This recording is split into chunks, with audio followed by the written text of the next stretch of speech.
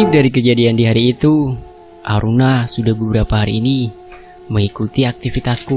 Lebih tepatnya, hampir seminggu telah mengikuti aktivitasku. Masih meneruskan kegiatan setelah ujian. Memang setelah ujian itu nilai sudah keluar, namun aku masih harus mengerjakan beberapa revisi yang diberikan oleh dosen penguji. Sudah 3 kali ini aku janjian dengan dosen pengujiku yang bernama Pak Adi. Namun 3 kali itu juga aku batal bertemu dengan beliau karena beliau ada urusan di luar kampus. Entah beliau sengaja atau tidak, tapi setiap kita sudah janjian dan aku sudah berada di depan ruangan beliau dan bertanya dengan satpam, pasti ada aja cara beliau sehingga kami tidak bisa bertemu. Hingga malam tadi Aruna memperhatikanku dan sepertinya dia melihat aku seperti sedang kesusahan. Jika kalian tanya Sinta ada di mana, pada malam itu Sinta sedang tidak berada di sana dan aku hanya berada di kamar bersama Aruna. "Rian, kamu kenapa? Kok wajahnya seperti sedang memikirkan sesuatu?" "Ah, aku tahu. Kamu pasti lagi mikirin aku kan? Pasti masih membandingkan aku sama Sinta. Cantikan siapa?" Hihi. Aruna bertanya sambil menggoda aku. "Ah, kamu ini sama aja kayak Sinta. Sama-sama centil. Ini aku lagi mikirin gimana cara ketemu sama dosen dari 3 hari kemarin. Aku janjian tapi akhirnya pasti batal karena si dosen ada acara terus di luar," keluhku pada Aruna. "Hihi, kan kali aja. Emang kenapa? Kan santai aja, gak apa-apa. Gak usah diselesaikan. Masih bisa besok-besok. Lagian kamu ini terlalu cepat selesai kan dibanding yang lainnya." "Ya percuma dong jadinya Kalau aku nunda menyelesaikan revisi ini, aku pengennya cepat selesai aja. Kan tinggal nyusun rencana ke depan kalau kuliah udah selesai." "Sepertinya kamu pengen cepat selesai ya? Ya udah, tenang aja, besok dosennya gak kemana-kemana kok." "Tahu dari mana kamu Emang kamu tahu siapa dosennya mau aku temui?" "Hihi, gak tahu siapa emangnya." Dengan tertawa Saimu dia menjawabnya. Dasar, kayaknya kamu emang kopiannya Sinta ya." "Ih, jangan samain aku sama si centil itu. Buru kasih tahu siapa nama dosenmu." Dengan sedikit manyun dia menjawabku. "Tuh kan, emang mirip, ngambekan juga." Tahu jadi males bantuinya." Dengan ada jengkel dan bertingkah seperti anak kecil yang ngambek gak dibelikan mainan, dia bertingkah. Wah, benar-benar mirip. Aku tertawa cukup kencang.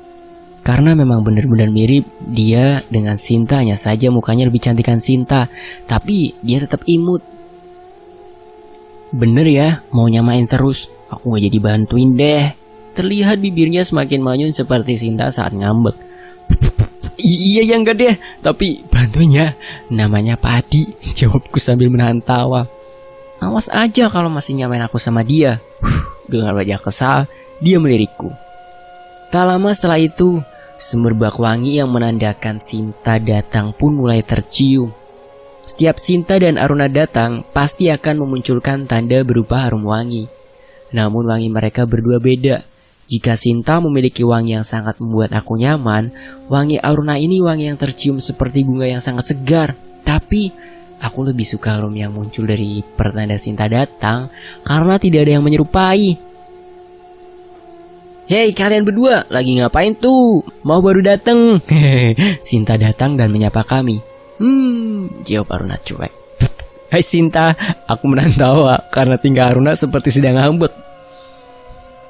"Situ kalau kamu mau ketawa, awas aja, gak bakal aku bantuin," ancam Aruna padaku saat mendengar aku menahan ketawa. "Ih, kalian ini kenapa sih? Kayak anak kecil gitu?" tanya Sinta penasaran. Ini nih Rian, masa iya nyamain aku sama kamu tak?" Dengan raut muka yang cemberut berkata pada Sinta. Hei, jangan pernah samain aku sama dia ya, kita ini beda," Sinta memperjelasnya. Iya enggak kok." Aku tak bisa menahan tawa saat mereka berdua menambahkan ekspresi muka yang hampir sama dengan cemberutnya. "Tuh kan ketawa lagi, udah aku gak jadi bantuin." Aruna merajuk seperti anak kecil. "Bantuin apaan sih Yan? Hati-hati aja ya kalau kamu dibantuin Aruna, pasti ada yang gak beres nantinya." "Jangan gitulah Aruna, bantuin ya, janji deh gak nyamain kamu sama Sinta lagi." Emang apa gak beresnya tak?" Udah gak usah dengerin Sinta. Oke, aku bantu, tapi jangan samain kita lagi. Aku hanya mengangguk sambil menahan tawaku karena mereka masih menunjukkan ekspresi yang sama. Ya udah kalau gitu, aku gak ikutan ya Yan, kata Sinta memperingatkanku. Entah apa yang dimaksud Sinta, tapi aku tidak mempedulikannya. Soalnya aku beberapa kali minta Sinta untuk membantuku memperlancar bertemu dengan dosen. Dia pasti menolaknya dengan alasan dia ingin aku menyelesaikan sekolahku dengan usahaku sendiri. Dan kesusahan aku bertemu dengan dosen itu merupakan salah satu urusan yang harus bisa diatasi sendiri. Dan setelah meladeni kekonyolan mereka berdua karena aku sama-samakan, aku memutuskan untuk pergi tidur. Dan ternyata saat aku sedang berusaha untuk tidur, mereka berdua malah berdiskusi tentang kemiripan mereka. Aku yang masih terjaga dan mendengar obrolan mereka hanya bisa menahan tawa sambil berpura-pura sudah tertidur. Aruna yang sepertinya mendengar aku menahan tawa, tiba-tiba tangan Aruna menutup mulut dan hidungku yang membuatku tak dapat bernafas dan akhirnya bangkit lagi dari kasur. Dan betapa kagetnya, ternyata lengan Aruna memanjang. Soalnya dia berada gak jauh dari aku tidur tadi dan dia tetap berada di posisi yang berjarak sekitar 2 meter. Hanya saja tangannya memanjang dan meraih hidung dan mulutku. Dan karena kaget dan tidak bisa bernafas, aku pun akhirnya bisa tidur secara instan, alias aku pingsan karena kaget dan tak bisa bernafas. Aku terbangun di pagi hari, lebih tepatnya dibangunin. Tapi kali ini bukan Sinta yang membangunkan, tetapi si Aruna, dan masih dengan cara yang sama usilnya. Dia menutup lubang hidungku dengan kedua jarinya yang dimasukkan ke lubang hidungku, kemudian dikeluarkan dan kemudian dimasukkan lagi, dan itu sukses membangunkanku. Dengan tampang blow on karena sesak nafas. Kalau orang Jawa bilang cengap-cengap, wak wak wak wak, oh pokoknya cengap-cengap. Melihat aku yang terbangun dan dalam keadaan susah nafas, terlihat Aruna dan Sinta tertawa cekikikan. Entah sejak Aruna ikut nimbrung di sini, kejahilan Sinta semakin bertambah. Mereka berdua memandangku sambil cekikikan dan terlihat sangat puas. Aku yang sedikit jengkel hanya bisa mengatur nafas dan segera bangkit untuk pergi ke kamar mandi. Soalnya jam sudah menunjukkan pukul 4.50. Aku berdiri kemudian melewati mereka berdua dengan memberi lirikan tajam untuk memberitahu kalau aku lagi sedikit emosi. Bukannya selesai cekikikan mereka malah semakin puas tertawanya. Sial amat kayaknya hari ini. Pagi-pagi udah dikerjain 2 makhluk centil. Aku pergi ke kamar mandi untuk mandi dan sekalian berwudu dan bergegas kembali ke kamar untuk sholat dan beres-beres. Sebelum aku berangkat ke kampus jam 7 pagi untuk bertemu dosen, sempat aku ragu untuk bertemu dengan dosen. Karena aku masih merasa pesimis dan berpikir akan gagal lagi bertemu dengan dosenku. Jam 6:30. Akhirnya aku berangkat ke kampus dan aku pacu motor sedikit cepat berharap dosen belum pergi. Dan sesampainya di kampusku, terlihat gedung berwarna ungu. Tak lain dan tak bukan, itu adalah kampusku. Dan kembali rasa ragu bertemu dosen kembali muncul. Tapi aku teringat dengan janji Aruna kalau dia mau membantu. Maka dengan sekuat mungkin aku menghilangkan rasa ragu itu dan segera bertemu dengan dosen. Aku berjalan ke gedung 1 untuk segera bertemu dengan dosen. Sesampainya di depan ruangan, aku bertanya pada satpam yang berjaga, apakah Pak Adi sudah berada di ruangannya atau belum? Dan jawabannya pun membuat keraguanku muncul. Satpam itu berkata, tasnya sih ada mas, tapi nggak tahu orangnya di mana. Tapi setahu saya dia belum keluar kok. Tunggu bentar aja dulu ya. Dengan menghela nafas, aku pun duduk di kursi depan ruangan dosen itu. Dan tak berselang lama, akhirnya Pak Adi pun muncul. Tapi ada yang aneh dari gerak-gerik Pak Adi. Dia berjalan sambil memegang perutnya dan terlihat keringat membasahi kepala dan badannya. Pak Adi pun langsung masuk ke ruangannya dan aku pun dipersilakan oleh satpam untuk masuk ke ruangan Pak Adi. Selamat pagi Pak, maaf mengganggu waktunya. Saya mau mengajukan hasil revisi skripsi Pak. Iya silakan duduk. Pak Adi mempersilakan aku duduk dengan nada seperti sedang menahan sesuatu. Maaf Pak, Bapak sehat kan? Kok keringat Bapak banyak banget? Tanyaku keheranan dengan kondisi Pak Adi. Aduh, nggak tahu nih Mas. Gak biasanya kayak gini. Dari tadi pagi sejak sampai kampus kayak gini. Dengan nada cemas, Pak Adi tetap memegang perutnya. Salah makan mungkin, Pak, atau malah belum makan. Sudah kok, biasanya juga gak gini. Udah, mana sini revisimu? Pak Adi meminta hasil revisiku dengan duduk yang tak bisa diam, alias goyang kanan, goyang kiri, seperti sedang menahan sesuatu. Aku diam sambil melihat gerak-gerik Pak Adi yang sepertinya semakin parah dengan tak bisa duduk diam. Aduh, sakit amat nih perut.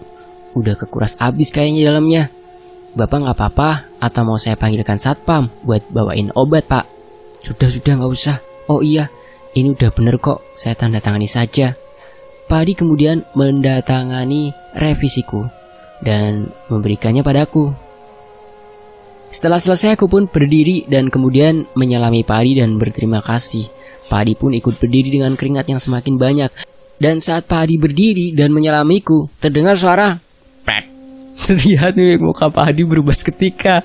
Dan saat itu juga Pak Adi melepas tangannya dariku. Aku hanya tersenyum kecut dan segera pamit. Dan saat aku melangkah meninggalkan Pak Adi, aku mendengar beliau bergumam, sial, kali ini tembus. Saat aku sampai di pintu ruangan, Pak Adi kembali memanggilku dan memintaku untuk memanggilkan satpam masuk ke ruangannya. Aku mengiyakan dan sekalian pergi pulang ke kos. Dan sesampainya di kos, aku sudah disambut oleh Sinta dan Aruna. Terlihat Sinta dengan senyumnya menyambutku dan Aruna seperti tertawa cekikikan. Hai Dian, gimana? Sukses kan ketemu dosennya? Kan aku udah bilang. Dengan enteng Aruna bertanya padaku. Oh jadi itulah kamu.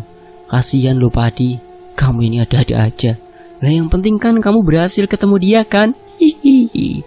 Sudah kuduga, pasti ada hal seperti itu, ucap Sinta seperti udah tahu yang dilakukan Aruna. Beberapa hari kemudian, urusan revisi sudah selesai.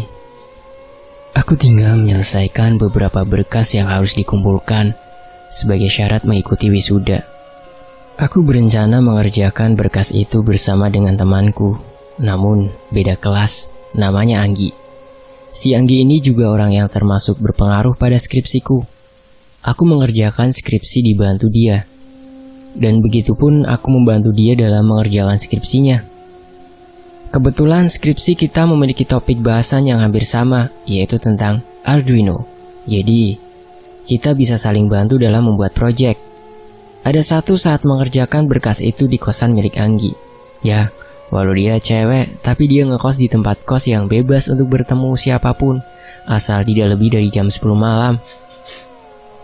Oh iya, si Anggi ini orang Jawa Barat, lebih tepatnya orang Ciamis. Cewek yang menurutku dia manis dan luas, jadi pakai pakaian apapun dia akan terlihat manis, malah bahkan bisa tambah cantik. Entah kenapa sejak mengerjakan skripsi ini, aku dan dia menjadi lebih akrab dan lebih terbuka. Dan seiring dengan itu, rasa suka mulai timbul. Ya, aku tahu, aku sudah ada via. Tapi entah karena sering bareng dengan Anggi, rasa itu timbul. Saat aku sedang mengetik berkas untuk dikumpulkan, aku tanpa sadar memperhatikan Anggi yang terlihat bertambah cantik. Beda saat sedang di kampus yang selalu menggunakan celana panjang dan pakaian rapi, dan saat di kos dia menggunakan pakaian biasa dengan celana pendek, tapi tidak seksi ya, alias masih batas wajar kalau ada tamu laki-laki.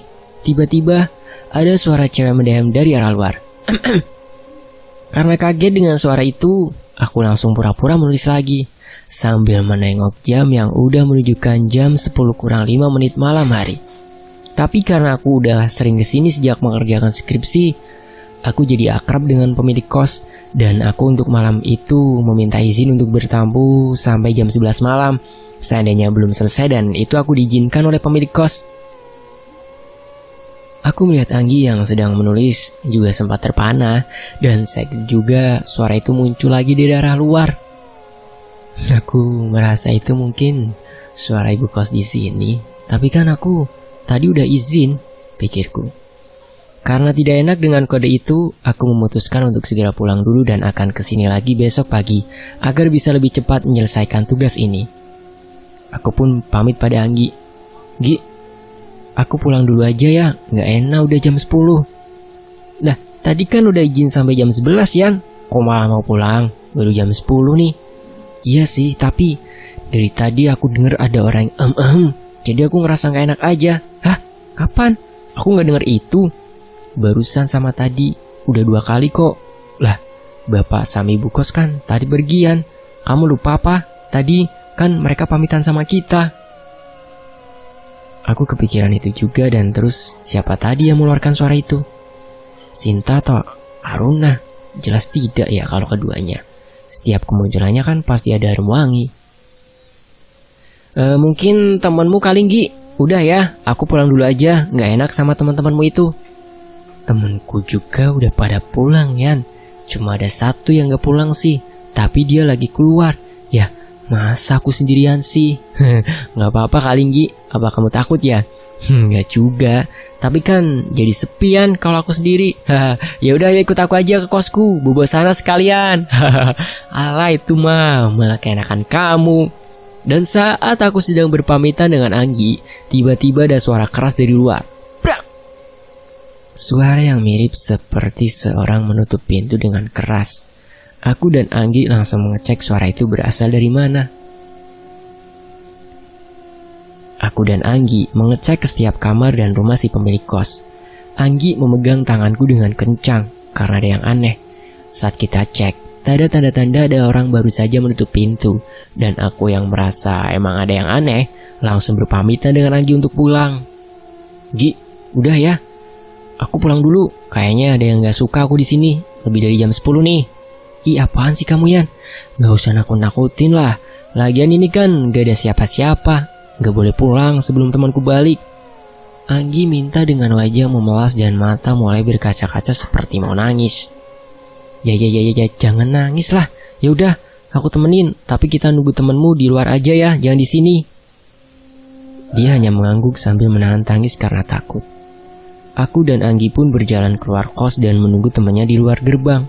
Gi, kayaknya kemarin gak pernah gini ya. Dia menjawab singkat karena masih merasa takut. Ini pasti karena aku terlalu malam main di sininya. Besok-besok aku sampai jam 9 aja kalau main malam ya. Anggi hanya diam saja sambil cek HP-nya berharap ada kabar dari temannya itu. Melihat Anggi yang cemas, aku berusaha menghiburnya dengan aku ajak ngobrol lepas dari kejadian barusan.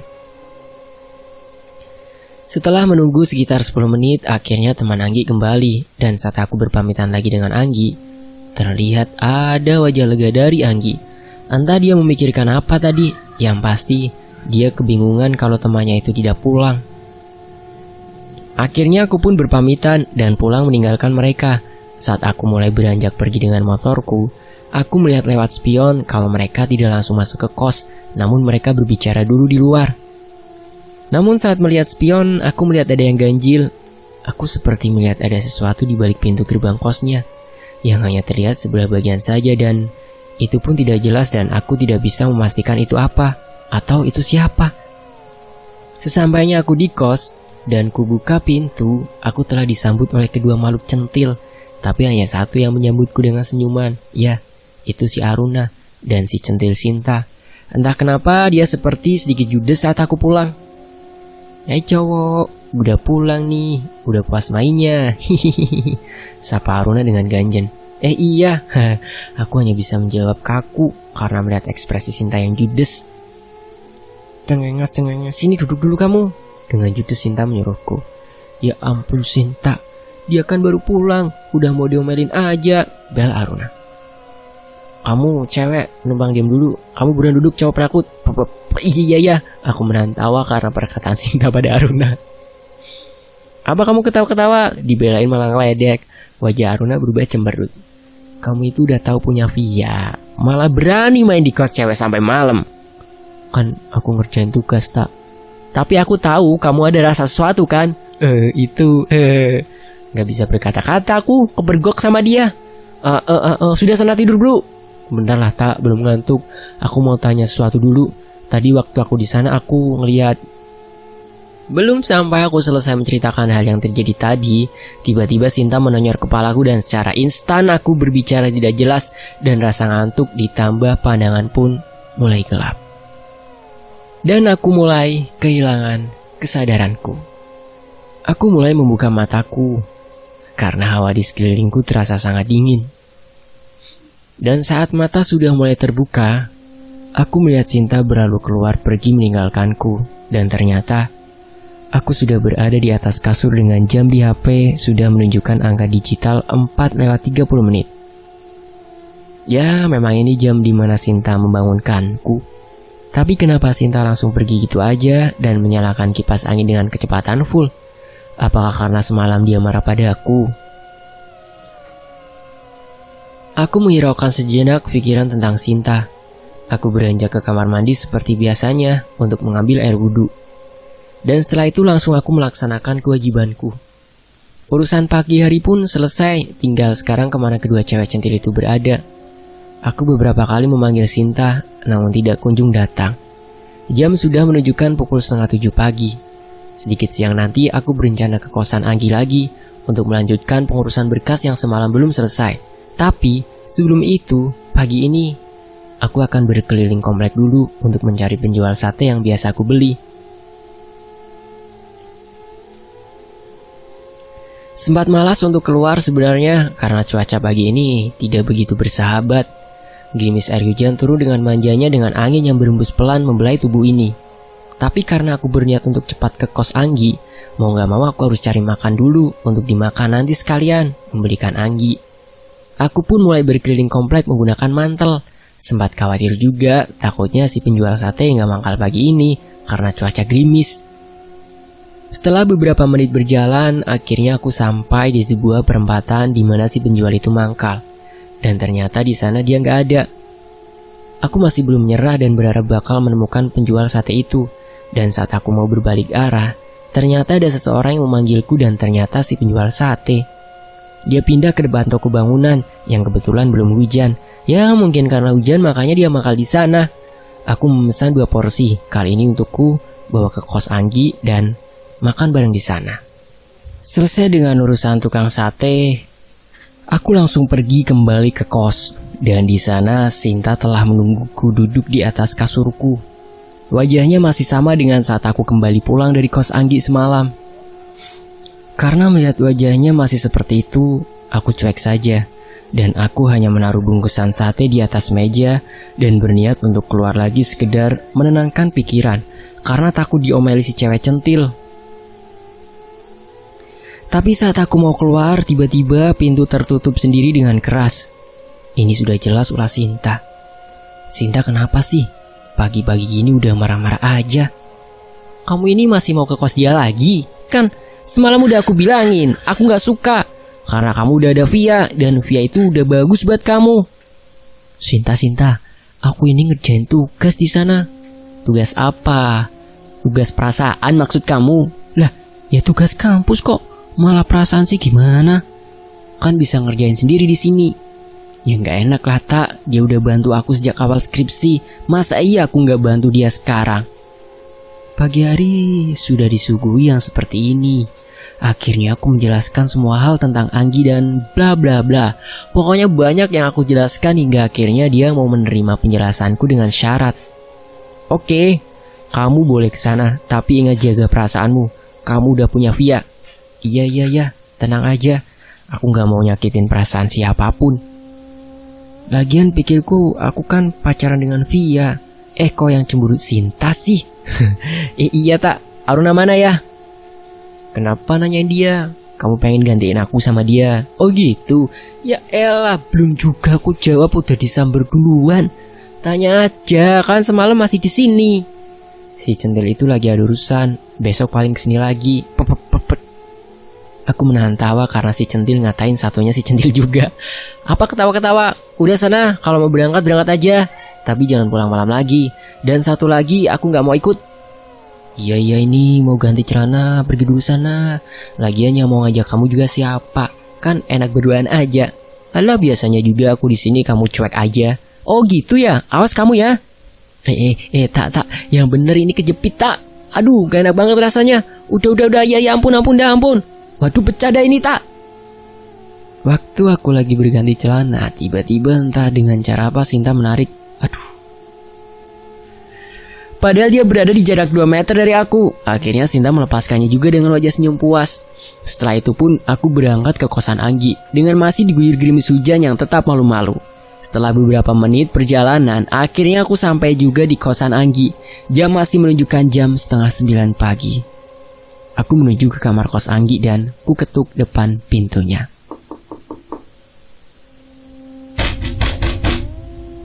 Assalamualaikum Anggi, udah bangun belum ya? Belum ada jawaban dari Anggi. Lalu aku ulangi 2 kali, 3 kali dan akhirnya dia membukakan pintu kamarnya. Dan saat terbuka pintu kamar Anggi, aku dikejutkan dengan perwujudan muka Anggi di pagi itu. Muka yang pucat dengan mata seperti panda, ditambah rambut yang acak-acakan. Weh Nggi, bikin kaget aja. Oh Eyan, pagi amat sih, kirain nanti jam 9-an. Lah, kamu pikir sekarang jam berapa? Kan udah jam 9 kurang. Hah, iya ya, waduh aku kesiangan. Aku gak bisa tidur ya, gara-gara semalam. Lah, kenapa emang? Kan ada temenmu. Iya sih, tapi dia langsung tidur setelah itu, jadi ya sama aja aku sendirian. Yaudah nih, makan dulu aja sekarang, aku temenin dulu. Wah, makasih banget, kamu sampai rapat-rapat beliin makanan. Ya udah, kamu cuci muka dulu sana, aku siapin di kamar kamu. Oke, emang teman paling baik kamu. Anggi pun langsung menuju ke kamar mandi dan membersihkan dirinya. Di saat menunggu Anggi dari kamar mandi, aku menghubungi Via untuk mengabari kalau aku masih berada di kos Anggi untuk melanjutkan garapanku, dan Via mengerti hal itu. Tak berselang lama, Anggi pun kembali dari kamar mandi. Hal ganjil mulai terjadi lagi. Saat Anggi kembali dari kamar mandi dan langsung masuk ke kamar, aku sempat melihat sedikit bayangan anak kecil. Ya, sholat tak jadi masuk karena melihat aku ada di kamar Anggi. Wih, cepet banget Gi. Nah gini kan cantik jadinya, nggak kayak tadi. Apaan sih kamu? Aku bilangin Via baru tahu kamu. Lah kan bener kalau cewek kan cantik, mana dia cewek ganteng. Alah udah basi.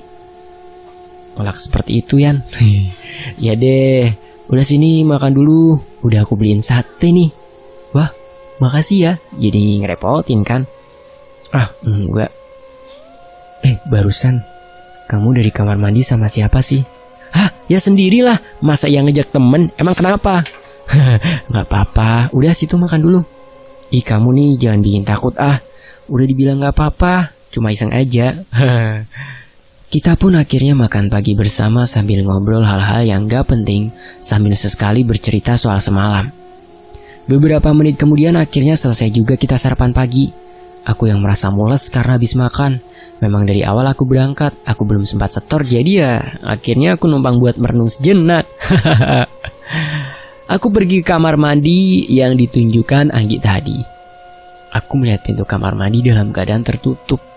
Dan karena petunjuk Anggi kalau penghuni lain sedang tidak ada dan hanya tersisa dia dan satu temannya saja yang kebetulan belum bangun, makanya aku langsung buka pintu kamar mandi itu. Dan di sini aku mulai dikejutkan pada sosok seorang wanita yang berada di dalam kamar mandi dengan ekspresi yang cukup aneh menurutku. Namun bukannya marah saat aku buka, dia langsung keluar dari kamar mandi itu, dan aku hanya tersenyum saja sambil beranjak masuk ke kamar mandi. Dia tidak membalas senyumanku, hanya langsung berjalan keluar. Emang sedikit aneh sih, tapi cuek aja lah karena saking kebelitnya. Aku gak mikir aneh-aneh. Dengan cepat aku melepaskan celana dan mulai melakukan proses semedi. Cukup lama aku semedi di sana hingga akhirnya aku selesai juga dengan badan penuh keringat dan sedikit ngos-ngosan. Selesai dengan urusan kamar mandi, aku pun keluar dari kamar mandi dan saat aku keluar, ternyata sosok wanita itu masih ada di depan kamar mandi itu. Dia berdiri membelakangiku karena aku takut mengganggu dia. Aku hanya lewat saja. Namun ternyata dia memanggilku saat sudah beberapa langkah aku melewatinya. Rian, nada datar dan pendek. Aku terdiam sejenak dan kemudian berbalik arah. Iya mbak, jawabku sopan.